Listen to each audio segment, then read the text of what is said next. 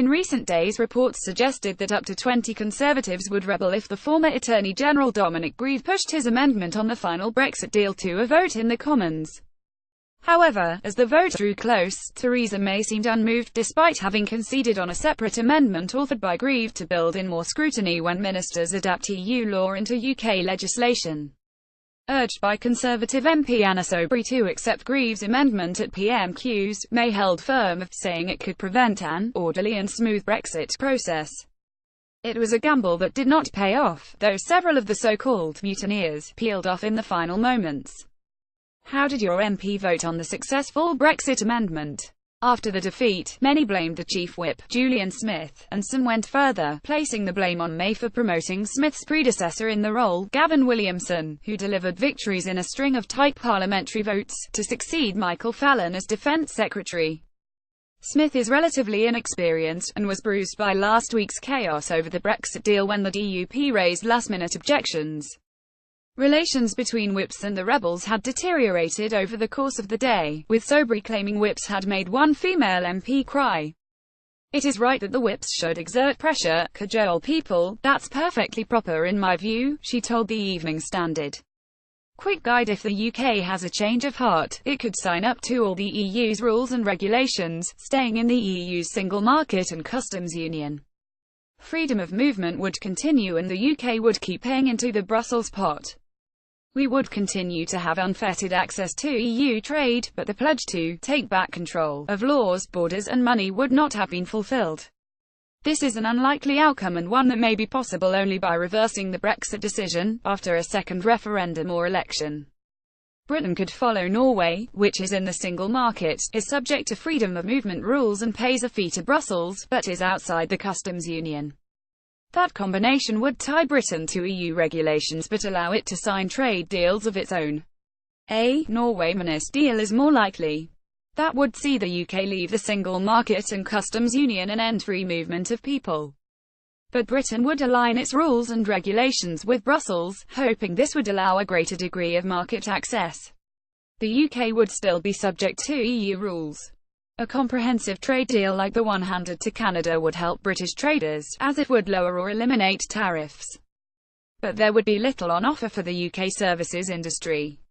It is a bad outcome for financial services. Such a deal would leave Britain free to diverge from EU rules and regulations, but that in turn would lead to border checks and the rise of other, non-tariff barriers to trade. It would leave Britain free to forge new trade deals with other nations. Many in Brussels see this as a likely outcome, based on Theresa May's direction so far. Britain leaves with no trade deal, meaning that all trade is governed by World Trade Organization rules. Tariffs would be high, queues at the border long and the Irish border issue severe.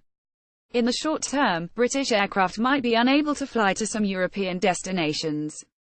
The UK would quickly need to establish bilateral agreements to deal with the consequences, but the country would be free to take whatever future direction it wishes. It may need to deregulate to attract international business, a very different future and a lot of disruption. Thank you for your feedback. But bullying, reducing colleagues to tears and making them shake is not acceptable. It has got to stop.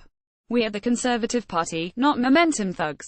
Further extraordinary allegations emerged on the morning of the vote, a symbol of how relations were at rock bottom, when at least one potential rebel was warned by Smith that they could be sued if they made defamatory comments about the Whip's activities.